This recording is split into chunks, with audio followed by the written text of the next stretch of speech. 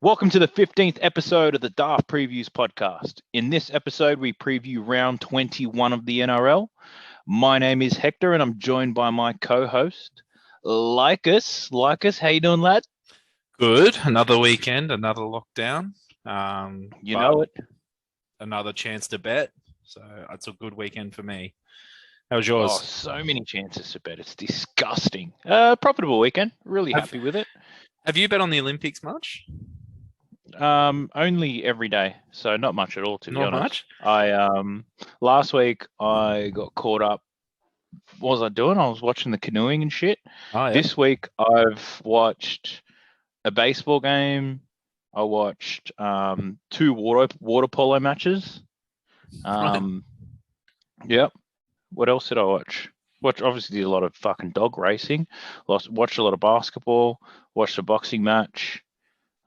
Haven't watched any athletics though, which surprises me. Have you watched any of that? Athletics has been very good. So I obviously watched the 100-meter final, the heats, the semis, and the final. That was really. I was a bit worried because the 100 meters I feel like it's the showpiece, the blue ribbon, the Yeah. big event, and there's no crowd. So I was like, it can't be the same atmosphere. But the way they set it up and they did the walkouts and didn't like it was like a UFC intro. Like Bruce Buffer was introducing each runner. It was awesome. That's pretty cool. And then seeing a Aussie bloke with a mullet run quick and nearly make the final was awesome as well. He didn't make the finals? No, he didn't. He made the semis and then didn't get Didn't he through. run a 10.01? Yeah, 10. Yeah, to make the final, you basically he had to run that. I think he ran a 10:07 or 10:08 in his semi. Didn't get in. Yeah. Because it was a very quick fight. The final, they were all talking down as like one of the because there's no bolt, but it was really good. And then an Italian winning it, like fucking never seen that. That was the thing that blew my mind. But then you have the high jump on as well. The women's pole vault though, very good competition. Can I just say, like from all aspects, you've been amongst it. Yeah, it's the women pole vaulters have been amazing to watch from every angle. Are you supporting our nation or just getting off on it? No, both. To be honest, the Aussie women are fit, man, and like I tell you. I'm always supporting the Aussies, but yeah, it's been good to watch. And then like just the runners, like I know the 100 meters is cool to watch, but they had like the 3,000-meter race on, and the guys literally sprint like it'd be sprinting the whole way around for 3Ks. It's crazy how fit they are. Like, but again, betting on those sports, like I've never taken more of an interest in like beach volleyball in my life. Like betting on it, like will I ever watch a beach volleyball game again outside Olympics? No, but will I bet on it? Absolutely. So yeah. I actually thought I put a bet on the beach volleyball, and it was the other volleyball. Oh, indoor one. Fuck. Yeah, and I was like, "Fuck, it's not the same." Like they're fit as, but it just wasn't the same. There's too many people on the field. It was wild. Yeah, it's So it was not COVID safe, let me tell you.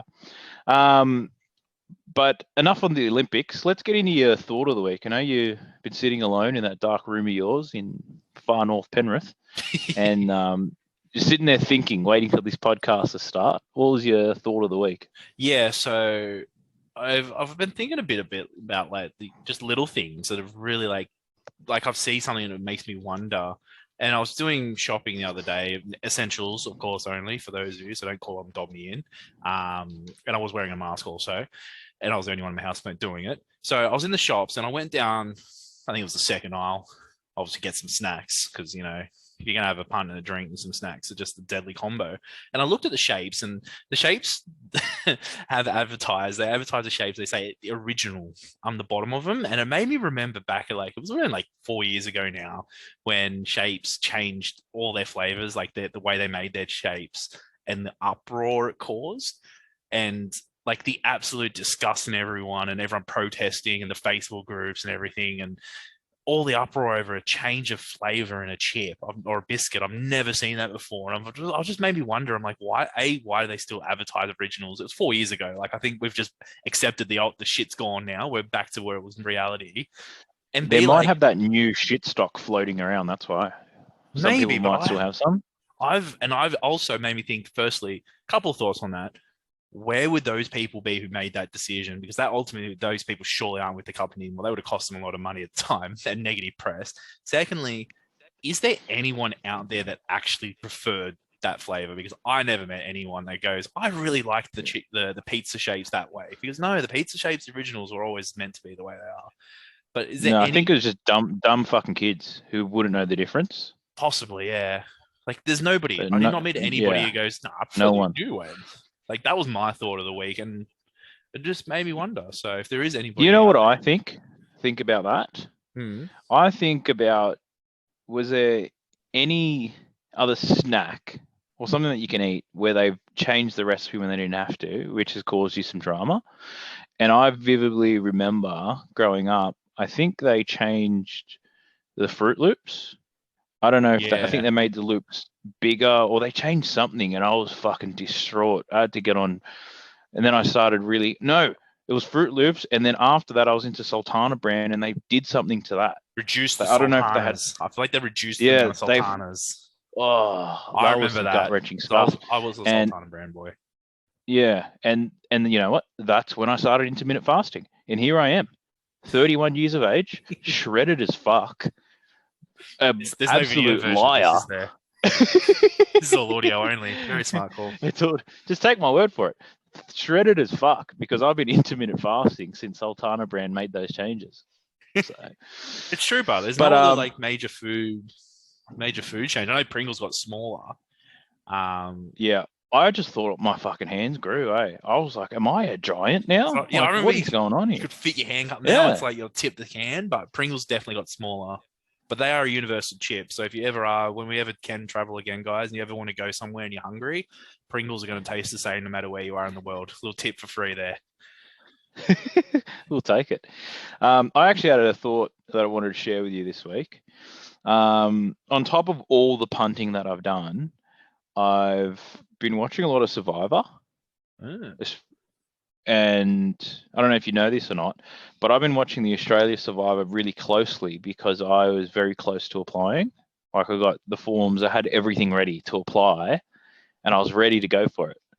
But then my missus got pregnant. And I was like, oh no, fuck this. That's a bit of a cop out, mate. Come on. No, I was full gonna go for it too. I never had a baby before, so. And then we spoke about it when watching Survivor, and she was like, why don't you just go for it? And I was like, the fuck? You can't even sleep if I'm not in the house. Like, you have to wait for me to get to bed before you actually fall asleep. So she's giving me the green light.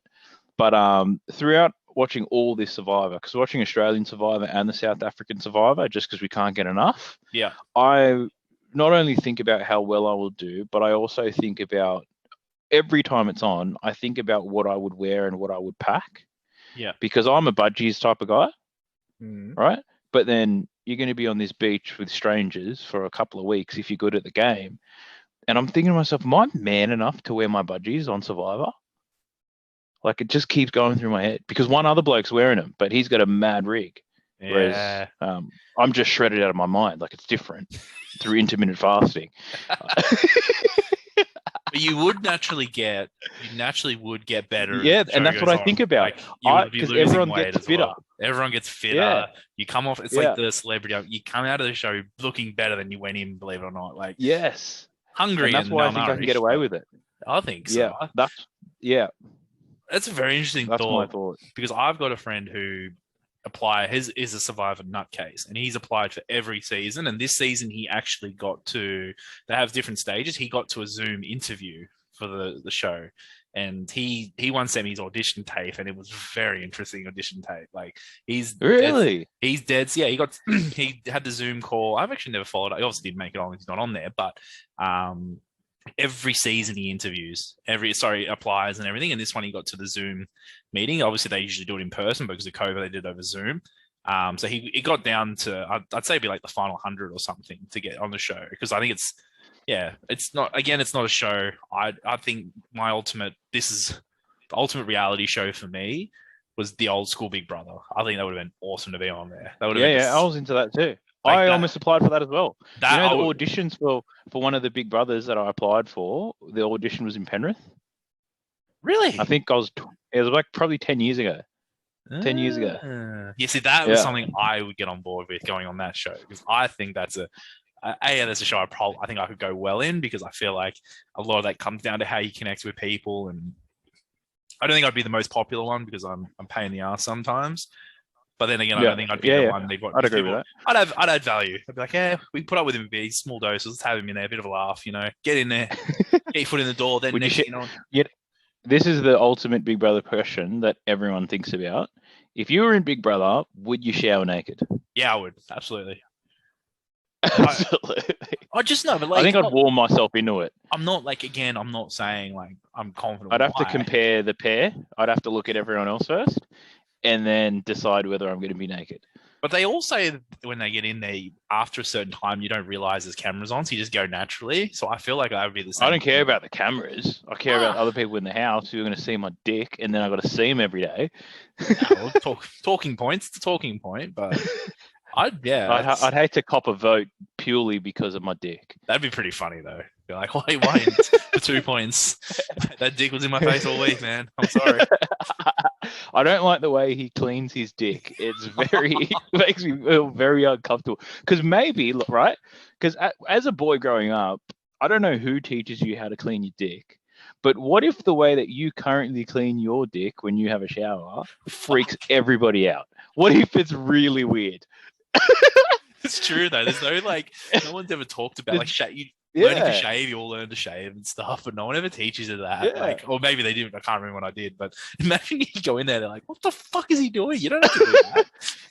Yeah, it's like, why are you stretching that, or why are you pulling that back, or why are you putting your finger there? Like, what if the way that you and everyone who's listening to this think about how you clean your dick when you shower, and think about whether that's normal or not.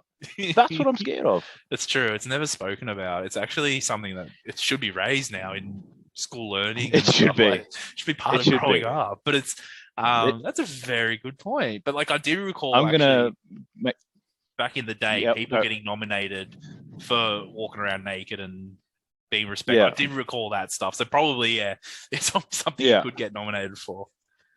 Yeah, like I walk around, like I'm known to walk around naked, but it's usually when I'm on the drink. Yeah. So I won't be doing that in the Big Brother house, but I don't want to be judged on how I clean myself. Like, what if it's weird? It freaks me out. So, I might have to Google it. Oh, actually, I'm not going to Google it because then I might find out I'm doing it wrong. Nah, you know what? I'm gonna Google it, and I will tell everyone next week the most appropriate way to clean your dick if that comes up in conversation. And it shouldn't, but we'll see what happens. But are you ready to get into the round of football, or do you want to talk about other cleaning habits? Because there's a certain other part of the body that I'm happy to talk about, but I'll be guided by you.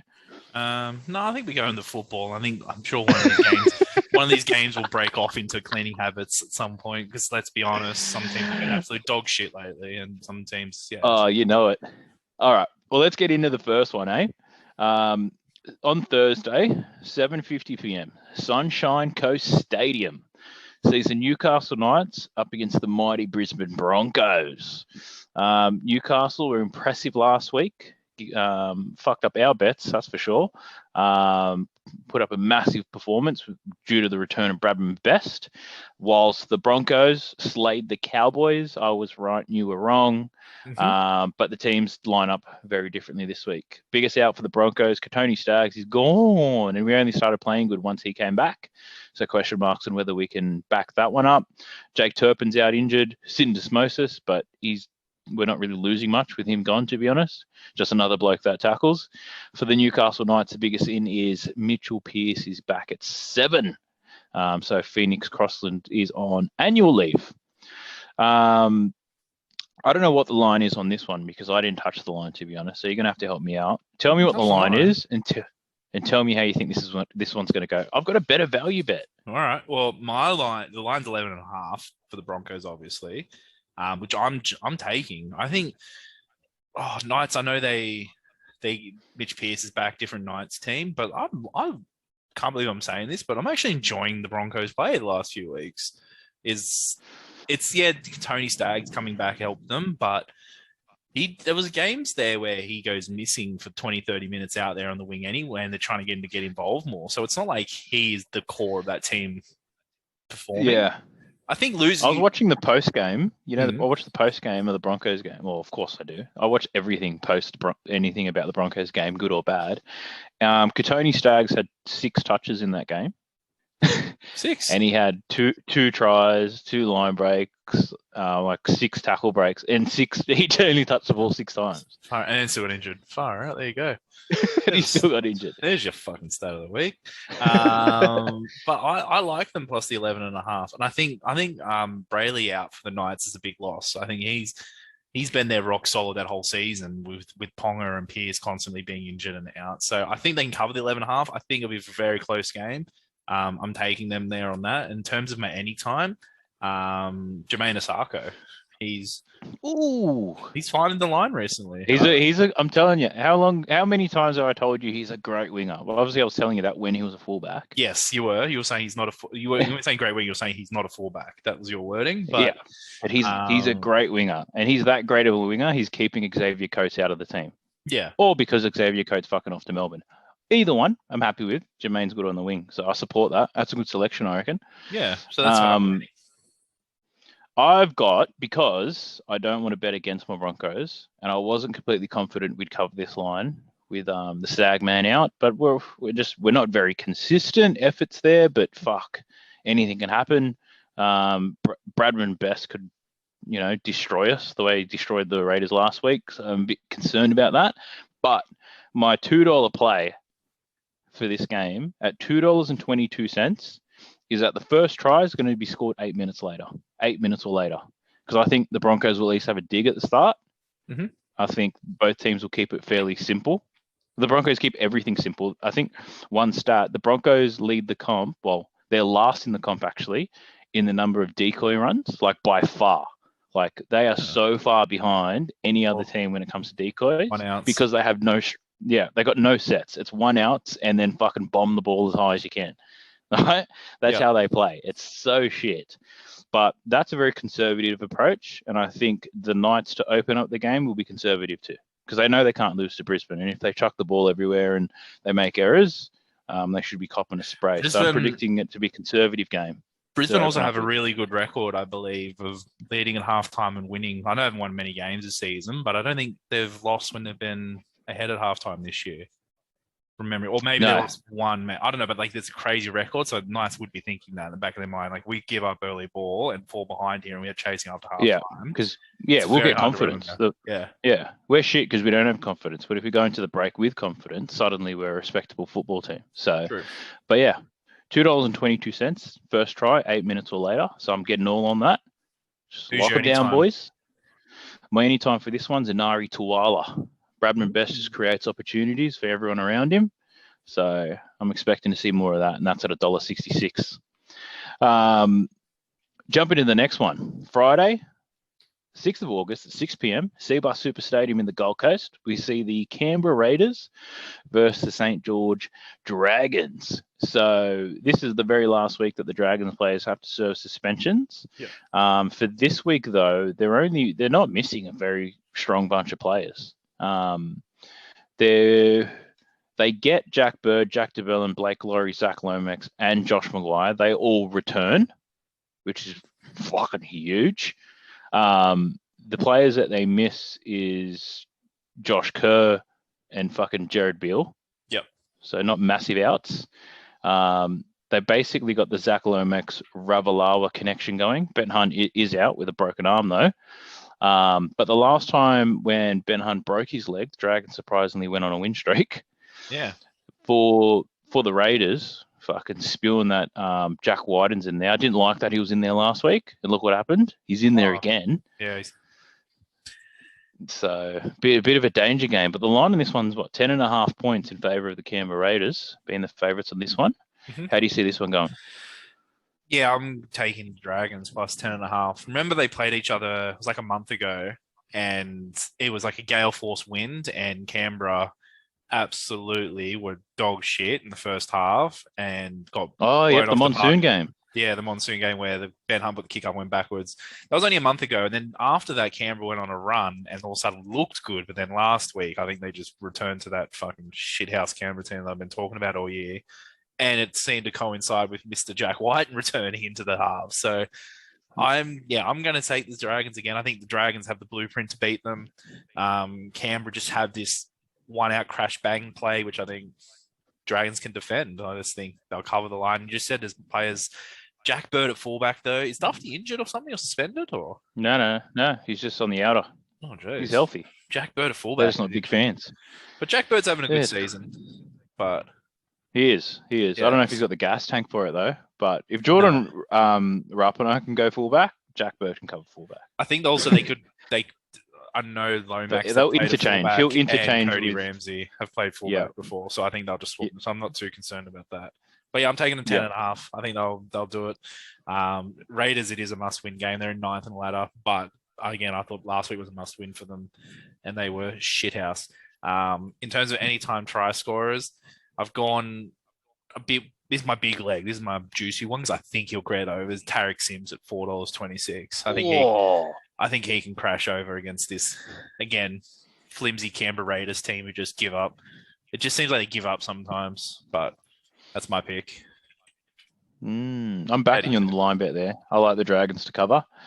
They've got some strike. Ben Hunt out is normally a bad thing, but they did very well without him in the past.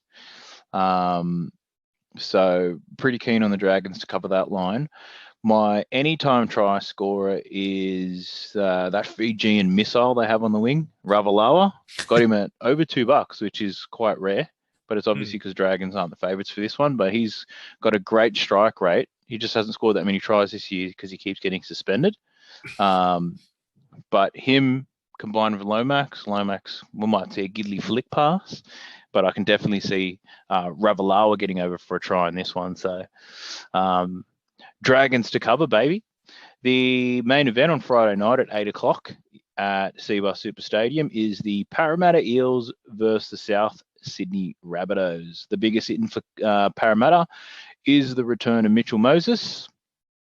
So that's a fucking massive in if you ask me, because they have been absolutely shocking. Yep. Regan Campbell-Gillard, he got injured at the start of the last game, so he's not backing it up this week. What else have we got? Wonga Blake, HIA last week, he might play. Cam Murray's returning for the South, though. That's a massive in. So Jaden Sewell moves to the bench, but Cam Murray's back. That's the main thing. Campbell Graham's still out. He's had a concussion for a few weeks now, so that's a little bit concerning. But at the same time, Gagai and Tane Milne have been doing what they need to do.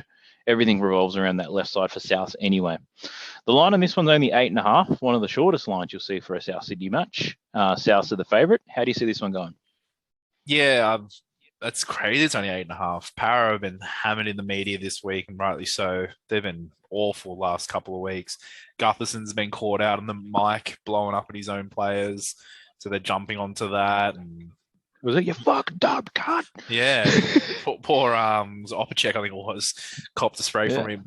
But there's no crowds. You're just going to hear that stuff all the time. Exactly. Mitch Moses back in the team, massive, because Arthur's son is not a first grade halfback. He's got the old Flanagan syndrome there, so that's going to be a big in for them. But I think Souths are really starting to run that team at a level where they're building towards the finals, and they're getting better and better every week. And they just coasted last week, and they're still missing a couple of players, but Cam Murray back in just makes that forward pack like stupidly strong to push Stewart to the bench. So I think they'll cover that line comfortably. I think it's that's my favorite pick of the week in terms of the Lions. I think that they'll cover that comfortably.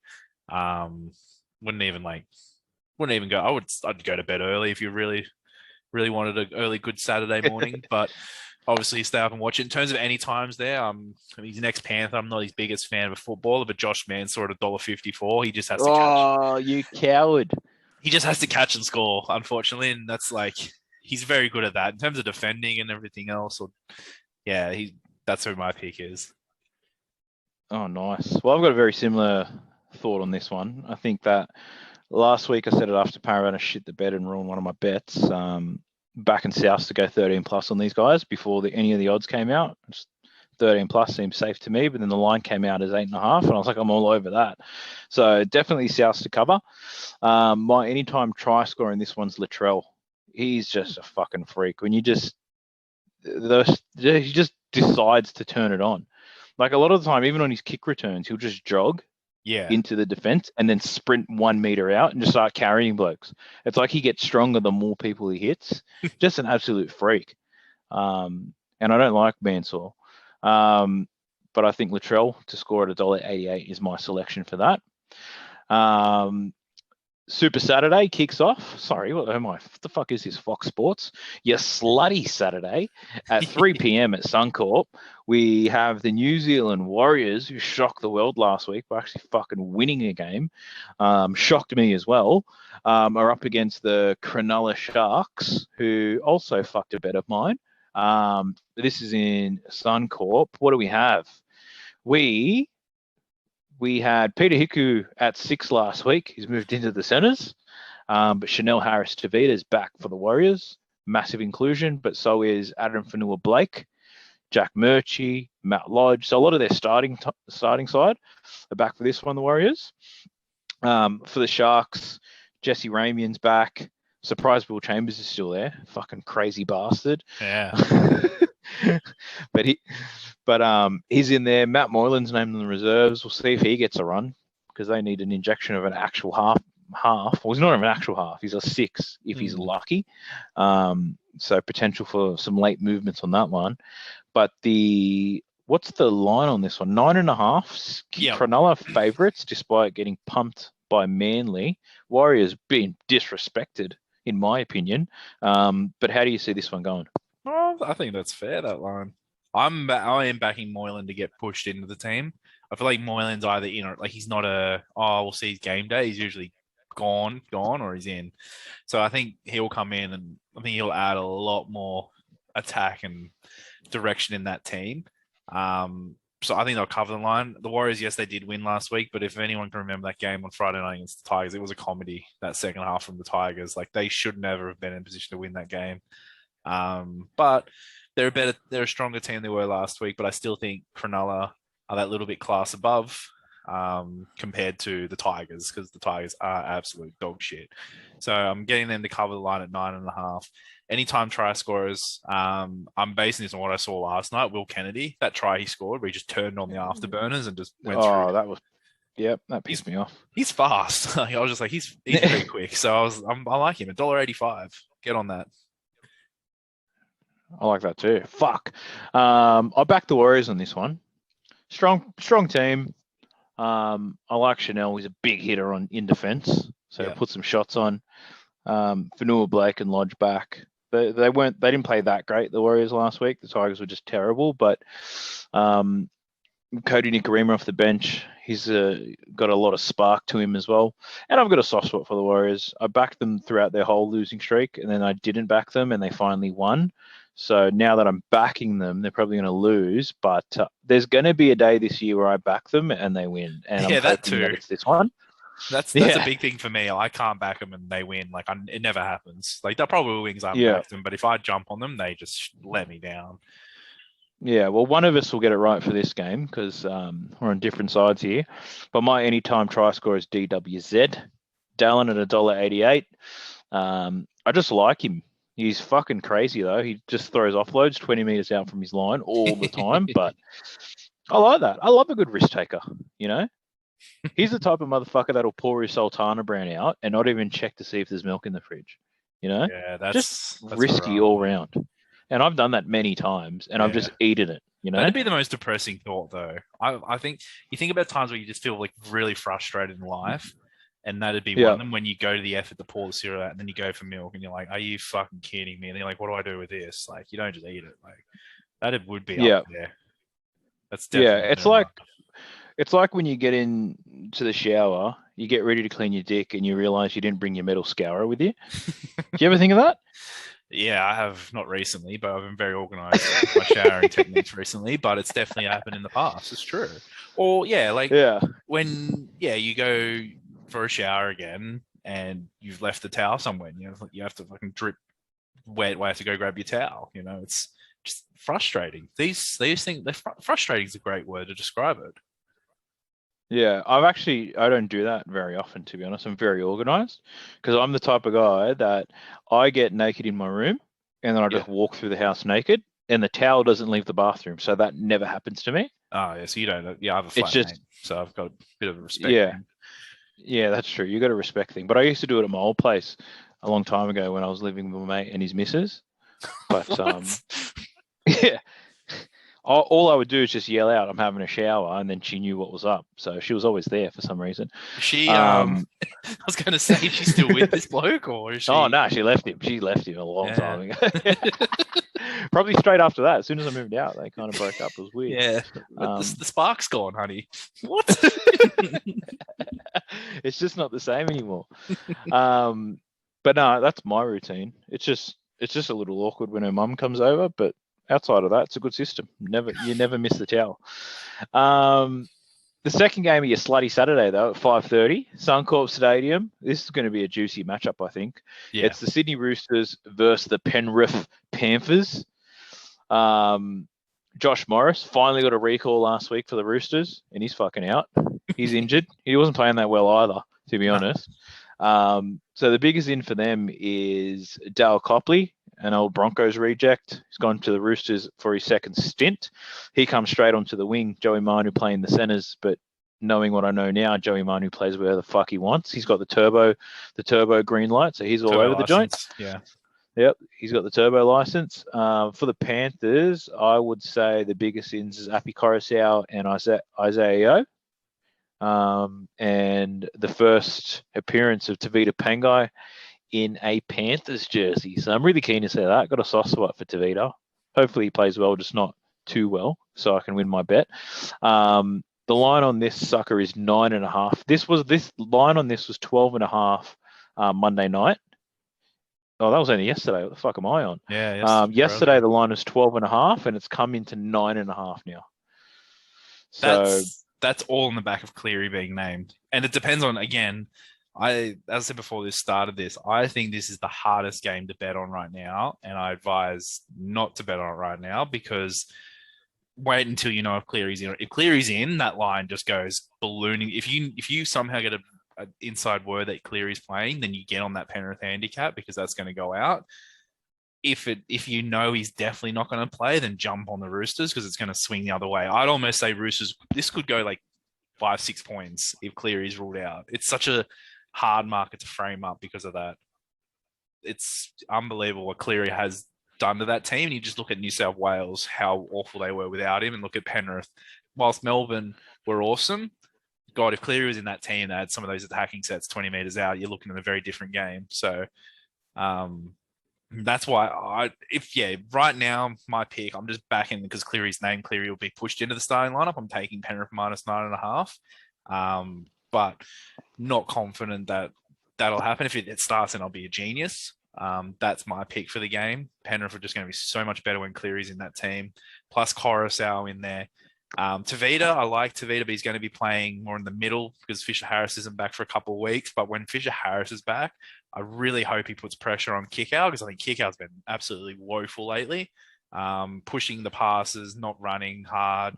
Pangai, yeah, he's making a lot of errors. There's a lot of people looking at Pangai. I think Pangai will really do well in his Penrith lineup with a full-strength Penrith team linking up with him. So, I'm really looking forward to seeing that. But then also Penrith missed Toto last week as well, bringing that ball out. Like Charlie Staines got pummeled, and so did Dylan Edwards, whereas Toto brings it out for 2. Oh, Dylan Edwards was average last week, wasn't he? Got found out quite a fair bit. He tried taking the mantle from Toto bringing the ball out and just got hammered every time instead. So, but I'm taking Penrith minus 9.5. But anytime is Matty Burton at $2.60. Reason why I went Matty Burton is he is named in the halves, but I am Cleary plays. If Cleary plays, he goes out to centre, and all of a sudden that edge looks very threatening for Cleary to play down. Because I don't think Cleary's going to run the ball as much, so I think he's going to be passing, kicking, and giving opportunities rather than going himself. So that's how I see it. Yeah. Satilli was going to hit him late if he plays. I promise you that. Absolutely. But I've based my pick around him not playing because I think why risk it? Yeah. So I'm backing the Roosters to cover the line at 9.5. I think until Joey Manu signs his next contract, he's going to be playing off his head. Yeah. Because every good game that he plays, it goes up a little bit. His There's value goes up. talking of $1 million contract he's going to get. Yeah, and Think he's of not going to it, man. get that if he plays shit. So he's going to light these motherfuckers up. Him and Teddy are going to be up the guts all game. And Cecilia and Angus Crichton are just going to be running lines, baby. Running lines. Well, that's just my professional opinion anyway, as I've been, profitable over the past 3 days. My anytime try scorer in this is Dale Copley. He's on that delicious right wing for the Roosters, where Brett Morris became famous. No one heard of Brett Morris until he got into the Roosters right wing. And I think Copley's going to make some magic outside of Joey Manu anyway. So pretty good odds. I have a value pick on $2.36 for a winger. That's crazy odds. But you know who's crazy value for the Roosters? And if I had to pick a second one, would be Tupanua. You just said before. $4. Yeah, you get on him every week. $4. Is he at $4? Oh, that's because they're outsiders for this one. Yeah, but that's like if you look at Penrith's defense where they were leaking points on the weekend, like, mate, they're not exactly sharp anywhere in defensively. Like he's scoring for fun at the moment. He's $4. That's crazy odds. Like Kickout's $2.40. Kickout has been awful last few weeks. Yeah, he's nearly half of what Tupanua has been quality. So there's your some more jam for you guys. I like that. Fucking might get on that one as a single. Chuck a nice pineapple on it. Tell everyone I told you so. But yeah, that's how I see that one going. I'm really looking forward to that one. That game's going to be juicy. Saturday night's going to be going off. Big Saturday. At 7:35, the main event on this one is a raging hot, big cock throbbing Manly Sea Eagles up against the might of the Melbourne Storm. The Melbourne Storm is someone who is at the peak of their powers, have taken Viagra and refused to go down. They just will not let up. They're rock hard all the fucking time. It doesn't matter who walks through, they're going to have a go. You know what I mean? So, just really, really up for this one. For, I guess, the biggest ins for this, we've got Josh Alloway's back after he served his suspension. Which is timely because fucking, I don't know if Paseka got off. Did he get off? Do you know? Of his judiciary charge? I know Jared Hargraves did somehow get off. And Jared's got an off. Oh no, it looks like he's got a fine. So yeah, Taniela's got a fine. It's just $1,700. Gets that paid every day, so that's nothing for him. Felice almost got banned. But he did. He got banned 1 week. Yeah, another careless high tackle. So that's a big out because he's a fucking grub, but he's very good at what he does. Yeah. Because they've got Chris Lewis lining up in the second row for Melbourne. So that'll be an interesting matchup. But the line on this one is 12.5. I think it's 1.2 big for me. But how did you see this one going? Where's the 12.5? What market's that with? What? That's on Sportsbet. What'd you get on? Oh, it's gone out since I got on it. Are you kidding me? I got 11.5. Oh, fuck. Oh, no, hang on, 12.5. Thank God, 12.5. Right, sorry. Yeah, 12.5, which is what I'm on. I think Manly hold on here. 12. I think the best value here is just getting on the overs. The points line is very high. It's 50.5, but I think it gets covered comfortably. I can't recall a game where I'm more confident in 50.5. Manly's defense isn't great, but their attack's awesome. So I think it's going to be end-to-end scoring. But I think they keep the 12.5. I think the whole general population outside of Melbourne would love to see Manly win just to make the comp a bit. Because I think the big thing we learned on the weekend was just Melbourne are that much better than everyone else, which I've been saying for a couple of weeks. Like, they've just been cruising along pumping teams while Penrith's getting the hype. But if Manly were to get blown off the park here by Melbourne, then there would be a lot of people just giving up on the comp because Manly are the form team. And if they can't give Melbourne a run, then it's a Melbourne Penrith grand final and it's going to be a Melbourne comp. But 12.5 I'm taking. And I'm getting stupid odds on Tommy Turbo to score when he is scoring tries for fun. $2.10 to score anytime. Like, I know they're not going to score 50, but like if they're going to score, it's got to go through him or him in some form. So, yeah, no, I agree with that. I'm also on Turbo to score, just because why not? No one's shown that they can stop the bloke. He's an absolute freak. My best bet on this one is for Melbourne to score over 30.5 points. That's their points line. So I couldn't decide on whether they'd cover the line or not. But I think if it's going to be a high scoring affair, Melbourne will still get their 30. They've been getting 40 easy. Manly's defense isn't great, but they score a shit ton of points. So I think Melbourne will score 30 points. I reckon it'll take them 60 minutes for that to happen. So I reckon that one's pretty safe, and I've got that as one of my best bets of the round. So get on or get fucked. Onto your sleazy Sunday. Here's a fucking game for you. We've got some absolute shockers, so you better be hungover. Better be hungover or fucking folding your washing or doing something else while this game is on. Because if you pay too much attention to it, you'd get diabetes or something. This game is so shit. They didn't even play it at Suncorp or Seabus. So this game's at Morden Daly Stadium at Redcliffe. It's the Canterbury Bulldogs versus the West Tigers. Exciting stuff. Wow. Yeah, both teams are shit, but both teams are also playing worse than their lineup suggests, right? Yeah. They're that shit. They're playing worse than you'd expect them to be. I'm not even going to talk about the ins and outs of this. Let's just talk about what the fuck's going to happen, eh? Yeah. The line on this one's only 6.5, which is pretty low, considering that not many games are decided by that many points. Even when you get the shittest teams stacked up against each other, there's still potential for a blowout here. Yeah. Because these teams have potential to play so bad. Like even there was a bludger of a game, Brisbane versus Canterbury. We dusted them 24-0, and that was one of the worst games I've ever seen. It was ugly as. But how do you see this one going? I think, the line is low like that because you just don't know. I don't think anyone's confident which way this will go because you don't know which Tigers team is going to show up, and you just sometimes get a Bulldogs team to come out and play a grindy 80 minutes and can keep it respectable. But I'm like, weirdly, I'm taking the Tigers -6.5, and I think that line is too short. I know, as I said earlier, they were absolute fucking disgusting against the Warriors there in the second half last week. But I think this is literally, I feel like this is Madge Maguire's do or die game. I think if they lose to the Bulldogs, he gets sacked. Like, I can't see them keeping him. There's already pressure on him. They've gone backwards this year.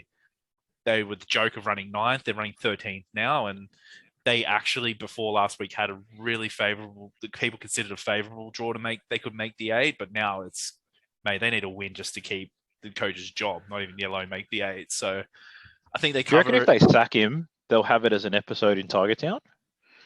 Well, I think they're filming the whole way through because I thought that earlier. I was like, I wonder when they stop filming because I was wondering about that Panthers game at Leichhardt because I think that'll be a good episode to watch because that was a big point. And the Magic Round game against Newcastle, and I thought it'd be all right to watch. But I think when you look in the booth now, he does have the cameras set up there inside the thing, the GoPros and stuff. So I'm assuming they'll film it and they'll do the sacking because Pasco loves to put his face on TV, so he'll fucking be all over that.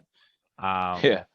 But yeah, I think it's a must win, and I think they'll cover the line. I think the Dogs, on the other hand, have been fucking horrendous. Also, I think they've gone backwards too under Barrett. As weird as it sounds, I feel like they're worse.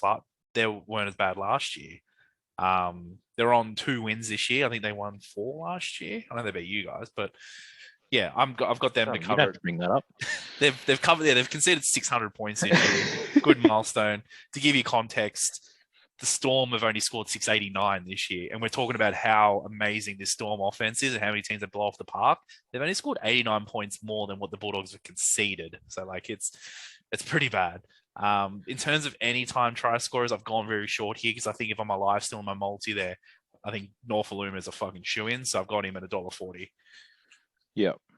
I had very similar thinking. This line's too short, this 6.5. I could easily see the Tigers going 13 plus on these fucking wankers. Anytime try scorers, I've gone with Ken Malmalo. I just like him a lot more. Every time I think of him, I just think of him crying on his last game for the Warriors. And all I think about is I hope he does well. You know, That's good. poor cunt ended up with the Tigers. So bit of a sympathy bet there, but he's short as like $1.45 as well. So, but let's not spend too much time on these jokers. A slightly better game. It's at Seabus. At least the game warranted a fucking proper stadium. I guess it's their home stadium, but Seabus Super Stadium at 4 o'clock on Sunday. We've got the Gold Coast Titans versus the Cowboys. At least in this game, there are certain players that are worth watching. You know what I mean? So Yeah. there's still some excitement to be had. The biggest in for, well, potential in for the Titans is Fogarty. He's named on the reserve, so he's healthy. But the young bloke, Toby Sexton's been doing okay. He's been doing bits though on Toby Sexton. He looks good too with the mullet, so I rate him. Yeah, he's a good looking bloke. But Tyrone Peachy's out. Taking the early plea after fucking dumping some prick on his head. So he's out, which is he's been playing really well for the Titans, the Peach. So that's in favor of the Cowboys. But for the Cowboys, the Jake Granville experiment is over. Valentine Holmes is back, and he's playing at fullback. So Jake Granville's back on the bench for this one. The line is 11.5, and I think that's quite fair. But how do you see this game going? Yeah, it'll be a good game compared to that previous game at least. But I think the Titans will cover this line. I've backed the Titans minus 11.5. I think the Cowboys competitive against Melbourne, but that was also Melbourne off the boil. And I think last week, last time enjoying watching the Broncos, they really struggled to put up a fight against the Broncos in that game. And that's your big derby. That's the game you're meant to get up for. Your season's ultimately done with a loss as well. So they're also been a team who I feel have gone backwards this season. Under Todd Payton, there's a lot of question marks. Granville at fullback was a big one. I don't know. Surely there's another fullback in that bloody squad somewhere, a winger that can catch a ball at fullback. But that Ben Hampton on the bench. But as we said last week, a week of extra prep for a team that prepare for Granville at fullback, and look at him, he got exposed a couple of times, whereas the week before Melbourne weren't ready for him at fullback, and he got out of the game not too bad, whereas Brisbane exposed him many times. So I think they cover the line there comfortably. I think Cowboys are just about wrapped the season up, whereas Titans are still obviously improving week on week, and as I said, Sexton's actually been pretty damn good in the halves, I feel. So I feel like he'd be unlucky there to miss out, but then to Fogarty, he's not bad because Fogarty did play well last year. And also Fafita coming off the bench seems to be a big thing. If they start okay, they got him coming on the field, it's scary. I think Penrith should have a kick out personally as well. Try scorers, I have gone Gregory Mazu again at $1.51. Ooh, he's got good form recently, so I'd back that. That's a good one, but I think I might have something a bit more juicy for you. I'm also backing the Titans to cover this line of 11.5. I've tipped against the Cowboys every week. They've had Tom Dearden in their team, so he's still named in that team, and I think he's going to have another bludger. Val Holmes, look, I still don't rate him that much as a fullback. No, but that's what he wants, and that's what he's getting paid to do. So fair enough, keep him there. But yeah, backing the Titans to cover the line. I'm staying away from David Fafita because he fucked me last week. Thank you, Dave. But I'm jumping on Brian Kelly. He's in great try scoring form at the moment. Damaging out on that left side. That's where the Titans score most of their tries. So Dave Fafita's back starting this week, so he'll be on the left, commanding a lot of attention. I think Brian Kelly will get over for something easy. The Cowboys don't have a great defensive team, and Brian Kelly, you can get him at $2. That's juicy. So that's fucking juicy as it gets. Before we wrap this son of a bitch up, let's share our best bets. Obviously, we don't have the 100% of confidence in every pick that we've named. But let's share some of our best. Whack those son of a bitches in a multi. Throw a pineapple on it. Bags for days. Lynx deodorant. Whatever you fucking choose to spend your money on. Tim Tams, Sultana brands, cigarettes, ice cubes, whatever you want. Spend your money on it. But let's put a multi together to help the punters win. All right. You can kick it off. What's your multi, your So best bet of the round. I've gone 4 legs. Coward. They are spread out though. Like there's 2 on Friday, 2 on Sunday. So your Super Saturday, Sleazer Saturday, Slutty Saturday, whatever you want to call it. You're gonna have to do something in between. Learn how to wash your dick properly. I suggest that. South's minus a half, minus 8.5. I think that's comfortable. Dragons plus 10.5. Again, I think they'll cover that. They'll hold on there. If anything, I reckon they could win that game. Tigers minus 6.5, which we talked about, and the last leg there, Titans minus 10.5. All up there. That's paying about 12 to 1. Or 13 to 1, sorry. So you didn't pick any of your try scorers? No, try scorers, I feel like last week I did 5 You hit 6 from 8? Yeah, 6 from 8. 5 from 8. 5 from 8, Yeah. 6 8. I hit above half, but it's I don't know, like it's a lottery sometimes with try scorers. I feel for me, like when a team gets shut out like Para and you have Dylan Brown, for example, it's pretty depressing. So that's I think that's I'm very confident. The South line for me is just ridiculously low at 8.5. I think that'll go out. And you get on all those bets right now? Yeah. You're on? Yeah? All right. Yeah, I'm on them now. Yeah. All right, sweet. I've gone for a little bit more juice in mine. My first leg, which has me very aroused, is the Melbourne leg for them to score over 30.5 points. I reckon book that one in. This one probably will be the same game multi that I put on because I'm quite confident on this one. It's the Roosters versus Panthers game. So I've got 3 legs from this game, which I believe are all value. One is the under 48.5 points. Mm-hmm. I think it's going to be tight and not a lot of points in it. Obviously, this is based off Cleary not playing. I've got the time of the first try, 8 minutes or later. I've been adding these to my multis, and it's been paying off pretty well. If you ever think a game's going to go under, just get on 8 minutes or later. It's going to be like $1.80. This one's over $2 in this Panthers game. And I've got the Roosters plus 18.5 for safety. Okay. Just that same game multis $4.33. I've also put another 2 legs in. I've got South to cover the 8.5 line because Parramatta's shit. And I've got Tigers to cover that 6.5 line because 6.5 points is nothing. No. So all of those together, $29.40. Oof. $29.40 for those 6 legs. So I've already placed $20 on that son of a bitch, and we're looking at close to a $600 return. If that's not value, I don't know what is. No, that's stealing. That's me. I'm a fucking thief. You know it, baby. But let's wrap this son of a bitch because I need to get to bed, baby. But do you have anything else? Do you have any thoughts that you'd like to share? Or do you want to withhold those for another week?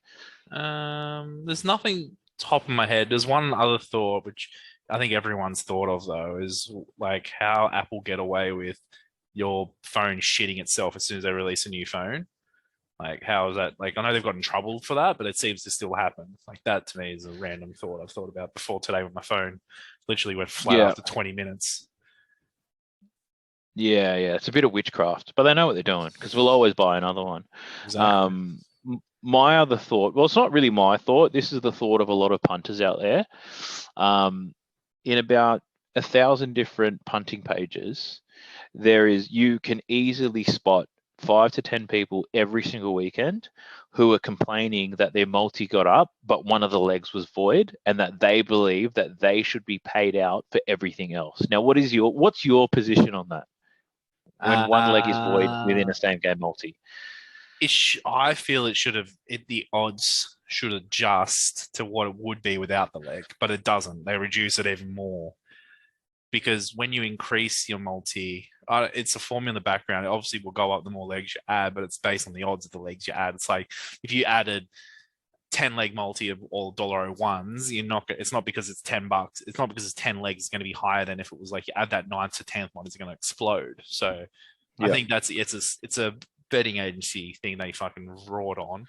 I agree. They void, but it depends. Sometimes like they voided games because they moved the ground. Like they changed grounds the other week in the NRL, and I think that's stupid. Like, how does a ground all of a sudden make XYZ a better chance to score a try when they're playing the same lineup? Like, That's where Yeah.